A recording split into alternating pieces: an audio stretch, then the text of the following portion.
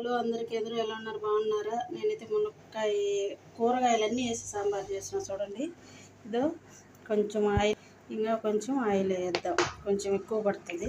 ఆవాలు, మినపప్పు, జీలకర్ర, 10 మెంతులు, 3 ఎండుమిరపకాయలు, 2 రెమ్మల కరివేపాకు, ఎర్రగడ్డలు, ఇవన్నీ బాగా వేగనియాలండి. కొంచెం అంతా ఇంగువ, 1/2 స్పూన్ పసుపు. ఇది వేగిపోయింది. కట్ చేసిన బెండకాయ ఎందుకు వేసామంటే టమాటో వేయకుండా బెండకాయలో జోము ఉంటుంది కదండి, అది పోయేదానికి కొంచెం ముందుగా బెండకాయ వేసుకున్నాం. బెండకాయ మగ్గిపోయిందండి. ఇదండి చిన్నగా కట్ చేసిన 2 టమోటాలు. మగ్గిన తర్వాత మునక్కాయ, ముల్లంగి, చిక్కుడుకాయ వేసుకున్నాం. అప్పుడు నేను ఇదండి మామిడికాయ, అరటికాయ వేసేటప్పుడు కరెంటు పోయింది, సాల్ట్ కూడా వేసేసాను.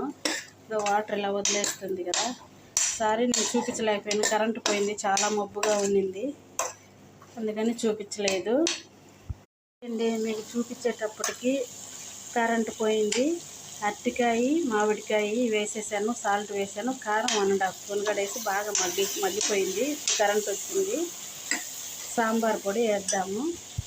చూడండి 2 స్పూన్లు సాంబార్ ఆచి వాళ్ళదండి. సాంబార్ ఎక్కడ కూడా మాడకుండా నీట్గా అన్నీ బాగా నూనెలోనే బాగా ఫ్రై అయిపోయాయి. మనం అన్నీ వేసేసాము.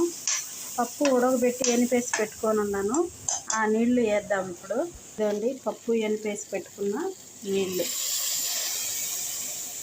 పప్పు అయితే తక్కువే వేసానండి, నేను 100 గ్రామ్ పప్పు వేసుంటాను. ఇప్పుడు మళ్ళీ తగినన్ని వాటర్ వేసుకున్నాం.